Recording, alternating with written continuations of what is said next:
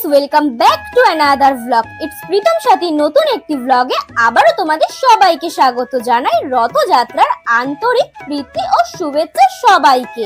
আজকের পূর্ণ লগ্নে গোটা দেশে গড়ালো রথের চাকা। বাচ্চা থেকে শুরু করে বয়স্ক মানুষ সবাই সামিল হয় এই পবিত্র রথযাত্রায়। এখন বাজে ঘড়ির কাঁটায় প্রায় 5টা, আর দেখো সবাই বেরিয়ে পড়েছে রথযাত্রা উদযাপন করতে। আর এই রথের দিনে এই পিচ্ছি গপুটাকে দেখো ঠেলা গাড়ি করে ঘুরু ঘুরু করতে বেরিয়েছে। আর পুচকে গুলো তো রথ পেয়ে যে কি খুশি জানো। আমি যখন ছোট ছিলাম তখন তো আমাদের ওখানে কম্পিটিশন শুরু হয়ে যেত যে কে কার রথ কত বড় হবে।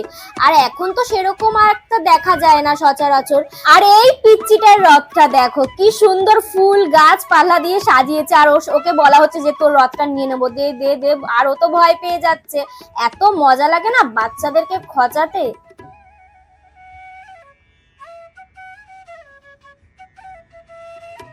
যাই হোক বন্ধুরা, রথের দিন সন্ধেবেলায় মেলায় গিয়ে জিলাপি পাঁপড় ভাজা এগুলো খাওয়া তো মিস করাই যাবে না। তাই সন্ধে হতে না হতেই আমি আর প্রীতম বেরিয়ে পড়েছি রথের মেলার উদ্দেশ্যে।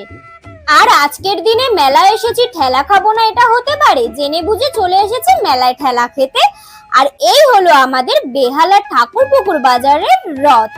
রথের সামনে ভিড়টা তো তোমরা দেখতেই পেলে, একেবারে পুরীর থেকে কিছু কম যায় না। তবে আমাদের ঠাকুরপুকুর বাজারে কিন্তু দুটো রথ।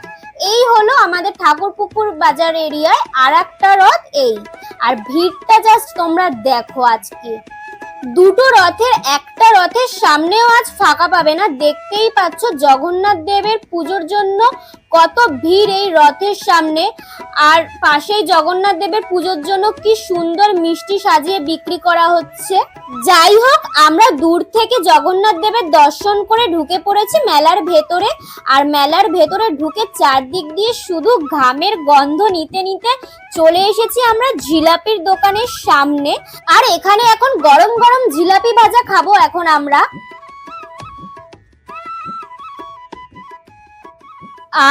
গরম গরম জিলাপি খাওয়ার মজাই আলাদা। যাই হোক বন্ধুরা, গরম গরম জিলাপি খাওয়া শেষ, এবার সামনের দিকে এগোনো যাক। এই দেখো ভিড়ের মধ্যে সেই চরকা, এগুলো সব ছেলেবেলার এক টুকরো স্মৃতি। তো আমরা এখন খাবো পাপড়ি চাট। পাপড়ি চাটের দোকানের পাশেই একটা দোকান দেখতে পেয়েছি। দেখো এই দোকানটাতে সংসারের প্রয়োজনীয় খুঁটিনাটি জিনিস, বটি দাও। যাই হোক, এগুলো আমার দরকার নেই কারণ আমার তো সংসার নেই। তাই আমি চলে এলাম সাজুগুজু করার দোকানে। আর এখানে এই কিউট কিউট ক্লিপগুলো দেখো, এগুলো একটা নিয়েছি আমি, দাম 30 টাকা। এই দোকানটায় কানের টানের যত কিছু আছে সব 30 টাকা। দোকানের লাইট খুব কম, তাই তোমাদের দেখতে যদি একটু অসুবিধা হয় একটুখানি মানিয়ে নিও তোমরা। আচ্ছা, মেলায় মানুষ ঠেলা খেতে আসে কেন বলো তো তোমরা?